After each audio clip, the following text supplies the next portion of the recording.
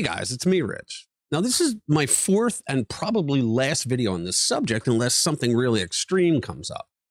I think I've covered just about everything on why the US is attacking Iran, but now in this video, I want to take it down the money rabbit hole because I believe the real reason behind the constant tension between the United States and Iran has almost nothing to do with religion, ideology, or even Israel. In this video, you're going to see how the conflict with Iran is actually tied to something far more powerful: money, oil, and the control of the global economic system. You'll see how China, Russia, and Iran have quietly been forming a strategic triangle that challenged American dominance in the world. What you'll soon find out is that one country sitting on a massive supply of oil may hold the key to breaking that alliance, and that changes everything. Let's get into it.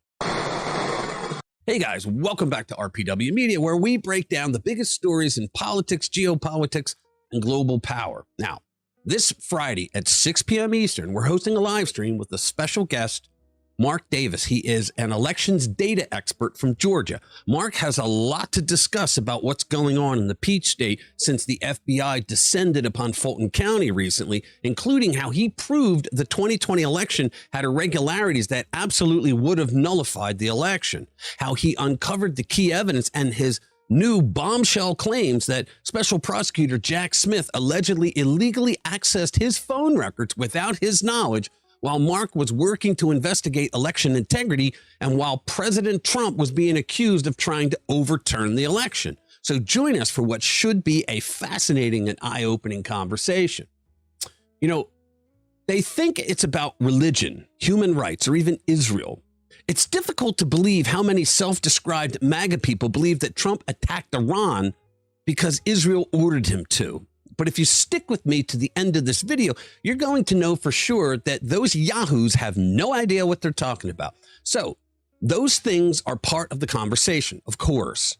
Politicians love talking about them. News outlets love framing it any way they can to make Trump look bad, which is why I think it's horrendous that we have people who are supposedly on our side doing the same thing. But the truth is a lot more practical and, frankly, a lot more cold. Because if you want to understand geopolitics, guys, there is one rule that works better than almost anything else. And I'll bet you've heard this rule many times throughout your lives. Follow the money. Because almost every major international conflict sits a competition of power, resources, trade routes, and financial control of things. And when you apply that rule to Iran, the entire situation suddenly starts to make a lot more sense. Now, for decades, the United States sat at the very top of the global economic system. The American dollar became the world's reserve currency. Global trade flowed through systems designed in Washington. International banking ran through American financial networks. Countries could complain about the United States all they wanted, but at the end of the day, they still had to operate within the system that America built. That gave the United States enormous leverage. But then something started to change. Over time, American leadership in several regions began pulling back. And during the Obama years, the phrase used to describe his foreign policy approach was leading from behind. You remember that nonsense? Supporters said that it was smart restraint. Well, critics said it was hesitation, which is exactly what it was. But whatever you call it, the result was the same. When the world's leading power steps back, a vacuum is created, and the vacuum never stays empty for long. And the question that should have worried everybody was simple: who moves in next? Because history shows us something very predictable. Power vacuums get filled. And when they do, the balance of global influence can change very quickly. Now, while the United States was stepping back from certain global roles, a new group of countries started openly discussing something that once would have sounded impossible: replacing the US dollar. Brazil, Russia, India, China, and South Africa formed what we now know as BRICS. And the goal was pretty clear: build an alternative financial system that could compete with the dollar-based system dominated by the United States. Now, whether they succeed or not is still an open question. But the signal was unmistakable. Major world powers were openly exploring ways to weaken American financial dominance. And around the same time, another alignment started to quietly take shape: China, Russia, and Iran. Each one brings something totally different to the table. China brings manufacturing power and economic muscle. Russia brings military strength and massive natural resources. And Iran brings geography, strategic geography. Iran sits right next to one of the most important energy choke points on Earth, the Strait of Hormuz. About 1/5 of the world's oil flows through that narrow waterway every single day, which means whoever influences that region holds enormous leverage over the global economy. And that is where things get really interesting because China has a problem. China looks incredibly powerful from the outside. Huge factories, massive exports, the world's largest manufacturing engine. But that entire machine runs on one thing: energy. And China does not produce enough oil to run its own system. About 70% of its oil has to come from foreign countries, which creates a massive vulnerability. I mean, think about it. They import about 90% of Iran's oil. If that energy supply ever gets disrupted, China's economic engine starts sputtering. So what did China do? It started building relationships with countries sitting on huge oil reserves. Countries like Iran and Venezuela, both governments that were already under Western sanctions. That meant China could buy their oil at very discounted prices and quietly build energy relationships outside the American financial system. Now, at the same time, China launched their Belt and Road Initiative, which sounds like a development program, right? But in reality, it's a geopolitical strategy. China started financing ports, building rail systems, pipelines, and infrastructure projects across Africa, Asia, and South America. It wasn't done as charity. It was done as leverage. Control the infrastructure, control the trade routes, control the economic influence. It's that simple. Meanwhile, the United States was stepping away from some of the most strategic regions in the world because the boobous American presidents who were in charge at the time had no idea what they were doing. Nothing symbolized that shift more than Joe Biden's disastrous Afghanistan withdrawal in 2021. Governments around the world saw that and they drew conclusions. Many started wondering whether the United States still wanted to be the dominant global power. And when allies start asking that question, rivals start making moves. Iran began acting more aggressively in the Persian Gulf. Russia expanded its involvement in Syria and then launched an invasion of Ukraine. China expanded its economic reach across the Middle East and Africa. None of these developments happened in isolation. They were responses to shifting global leadership, or the lack of. Now let's talk about Iran specifically, because Iran has spent decades building influence across the Middle East through proxy groups like Hezbollah, Hamas, and the Houthis, all terrorist groups. These organizations, they allow Iran to project power far beyond its borders. The Houthis, for example, have attacked shipping lanes in the Red Sea. That is one of the most important commercial waterways on the planet. Disrupt shipping there and you affect global trade. Iran was behind that. Then you had Hamas attack against Israel on October 7, which dramatically escalated tensions across the region. All of this instability links back to Iran's broader strategy of expanding regional influence. But here's where things get even more interesting, because weakening Iran does more than just address regional instability. It potentially breaks apart that larger geopolitical triangle connecting China, Russia, and Iran. And if that triangle fractures, the global balance of power shifts again. There is already discussion about a new trade corridor connecting India, the Gulf states, Israel, and Europe. An alternative route that could reduce dependence on Chinese trade networks. In other words, a completely different economic map. And this is where the bigger picture becomes clear. Global power does not revolve around speeches.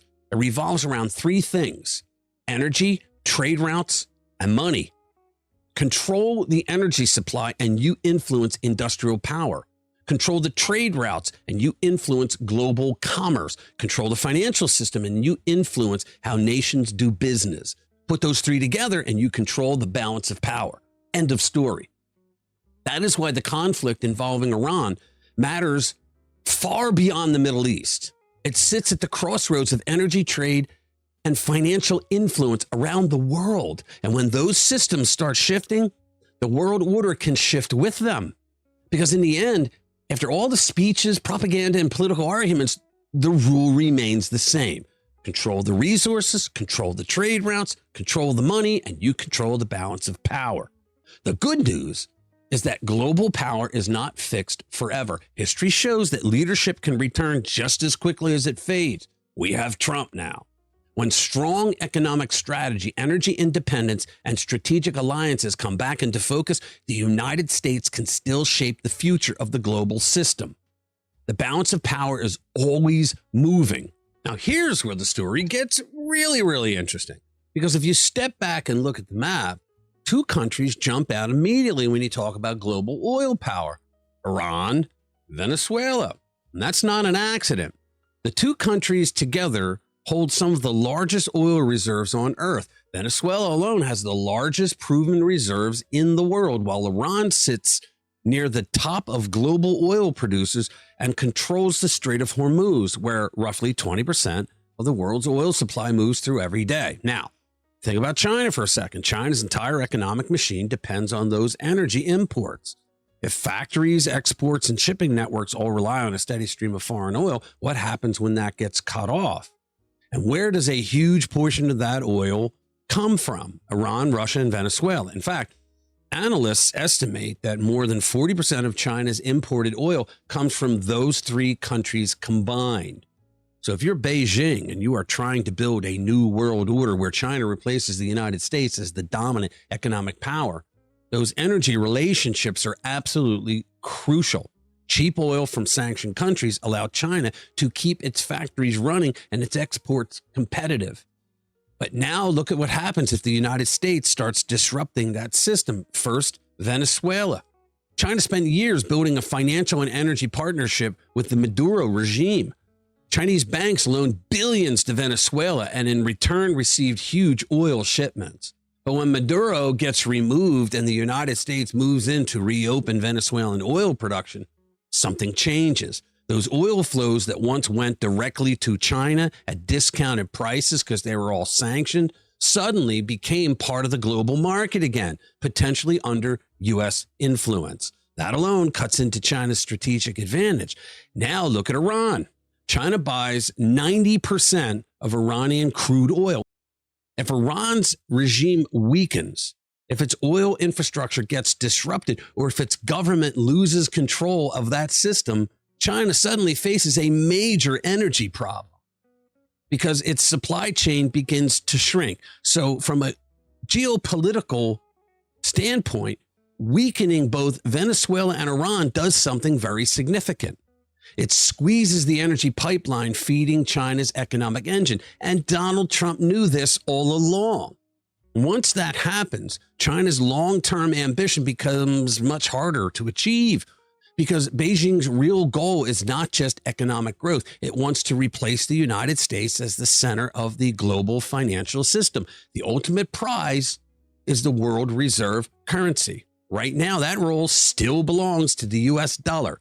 But China and the BRICS alliance have been openly discussing ways to weaken that system and build alternatives. Here is the problem for them. You cannot become the center of the global financial system if your entire economy depends on energy controlled by someone else. Energy equals industrial power. Industrial power equals trade dominance. Trade dominance eventually becomes financial dominance. So when you look at the moves that Trump has made involving Venezuela and Iran, they start to look less like random conflicts and more like part of a much larger strategic game. But oh no, it's because of Israel. Break China's discounted oil supply, disrupt the alliance between China, Russia, and Iran, and suddenly the plan to replace the dollar becomes much harder to execute. In other words, it isn't just about the Middle East. It's about the future of the global economic system. And the question every country is quietly asking right now is simple. Who controls the energy that runs the world? Because whoever controls that controls the future. All right, so tell me what you think in the comments below. I love hearing from you guys. Thank you for watching. I'll see you in the next one.